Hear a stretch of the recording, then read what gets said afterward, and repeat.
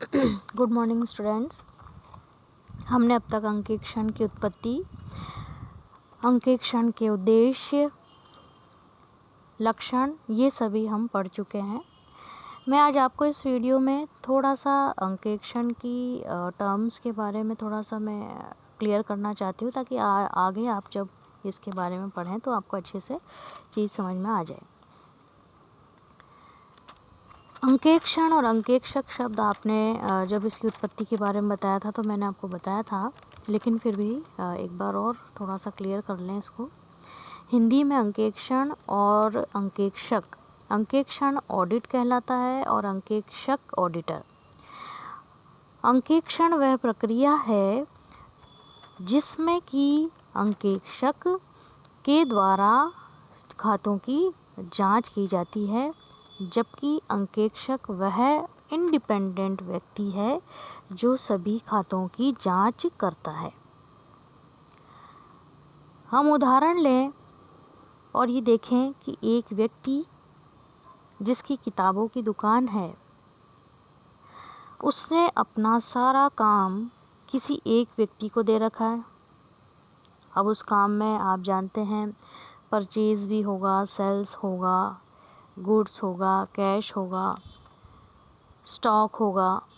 ये सभी चीज़ उस व्यक्ति ने एक ही व्यक्ति को सौंप रखी है। अब जब उसने उस एक व्यक्ति को अपना सारा काम सौंप रखा है तो उस व्यक्ति के द्वारा छल कपट करने की गुंजाइश ज़्यादा है, क्योंकि वही एक ही व्यक्ति अकाउंट्स भी मेंटेन कर रहा है, कैश से रिलेटेड काम भी कर रहा है और सारी बागडोर उस व्यक्ति ने संभाल रखी है। तो जब उस एक व्यक्ति के ऊपर ही सारी निर्भरता हो गई तो उस व्यक्ति के द्वारा फ्रॉड करने के चांसेस ज़्यादा हैं। अब इस चीज़ का हल क्या है?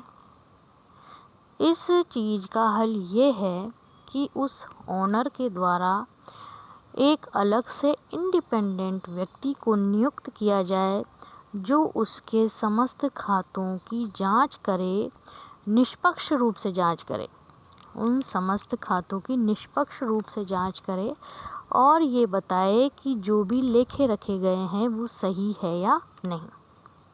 यहाँ हम ये ध्यान दें कि जो हम इंडिपेंडेंट व्यक्ति की बात कर रहे हैं, ये वह व्यक्ति है जिसका कि उस व्यक्ति से कोई संबंध नहीं है, उस व्यक्ति के अकाउंट से उसको कोई लेना देना नहीं है,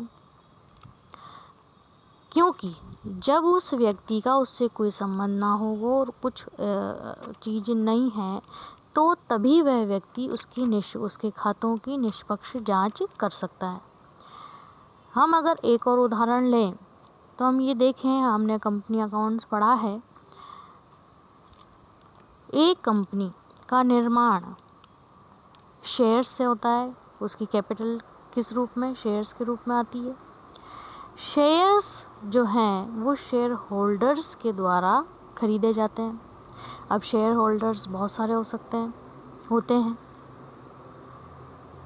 उन सभी शेयर होल्डर्स को यह जानकारी होनी चाहिए कि जो इस कंपनी में हमने अपना पैसा लगाया है वो कंपनी अपने जब अकाउंट मेंटेन कर रही है तो वो सही प्रकट कर रही है या नहीं। जब उन शेयर होल्डर्स को इसके संबंध में जानकारी प्राप्त करनी है तो अब उसके लिए क्या किया जाए? हालांकि अब ये अनिवार्य हो चुका है कि किसी भी कंपनी को अपने खातों की ऑडिटिंग कराना अनिवार्य है, उसे अपने खातों की निष्पक्ष जांच कराना अनिवार्य है। तो उस कंपनी में जिसमें कि आप जानते हैं कि डायरेक्टर्स भी होते हैं, एक डायरेक्टर हो सकता है, अनेक डायरेक्टर होते हैं। उन डायरेक्टर्स की नियुक्ति 1 साल के अंदर होती है। 1 साल से कम समय में भी अगर मान लीजिए इलेक्शन हो और बीच में भी उसको चुना जा सकता है। तो एक कंपनी की सही फाइनेंशियल पोजीशन का पता लगाने के लिए जब एक निष्पक्ष व्यक्ति को चुना जाएगा तो वो उसकी सही स्थिति को प्रकट कर पाएगा और जो शेयर होल्डर्स हैं वह ये जान पाएंगे कि हमने जिस कंपनी में अपना पैसा लगाया है उसकी वास्तविक स्थिति क्या है। क्योंकि एक कंपनी जो है उसमें या तो कंपनी का ओनर भी इस तरीके की कुछ गलती कर सकता, जानबूझ के वो इस तरह से अपने आप को शो कर सकता है कि हमारी कंपनी तो बहुत ज़्यादा प्रॉफिट कमा रही है, हमारी कंपनी की फाइनेंशियल पोजीशन बहुत अच्छी है, हमारे यहाँ एसेट्स बहुत अच्छे हैं, लाइबिलिटीज़ हैं, लेकिन हम उसको पेमेंट करने की पोजीशन बहुत अच्छी पोजीशन में हैं, ये भी हो सकता है। या फिर ओनर को पता नहीं है और उसके जो एम्प्लॉय हैं, जो डायरेक्टर्स हैं या अंदरूनी जो व्यक्ति कार्य कर रहे हैं, हो सकता है उनके द्वारा भी कोई छल कपट किया जा रहा है और गणितीय मामला है, वो कुछ भी अंकों को फेरबदल कर सकते हैं। तो ऐसी स्थिति में क्योंकि जो शेयर होल्डर्स हैं उनका पैसा उस कंपनी में लग रहा है, अगर मान लीजिए कभी कंपनी डूब जाती है तो शेयर होल्डर्स को नुकसान होगा बुरी तरह से।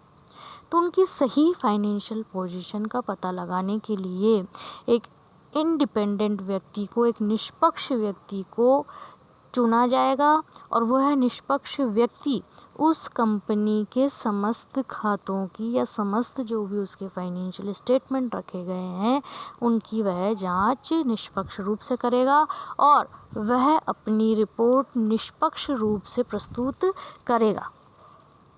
तो उस कंपनी की सही वास्तविक स्थिति का पता लग पाएगा। अब कभी ये भी हो सकता है कि कंपनी जो है प्रॉफिट कम कमा रही है लेकिन उसको शो ज़्यादा कर रखा है, या उसको लॉसेस ज़्यादा हो रहे हैं लेकिन उसको कम करके दिखा रखा है, बैलेंस शीट में असेट्स लाइबिलिटीज़ को गलत तरीके से दिखा रखा है, कैश की पोजीशन अलग तरीके से दिखा रखी, अकाउंट कैश गुड्स, इन सभी चीज़ों में कहीं ना कहीं हो सकता है कुछ गलत फेरबदल किया गया हो। तो उन सभी चीज़ों की जानकारी या उन सभी चीज़ों की जांच जो है, उन सभी सौदों की जांच, लेखों की जांच एक निष्पक्ष व्यक्ति के द्वारा किया जाता है और वह निष्पक्ष व्यक्ति एक चार्टर्ड अकाउंटेंट होगा।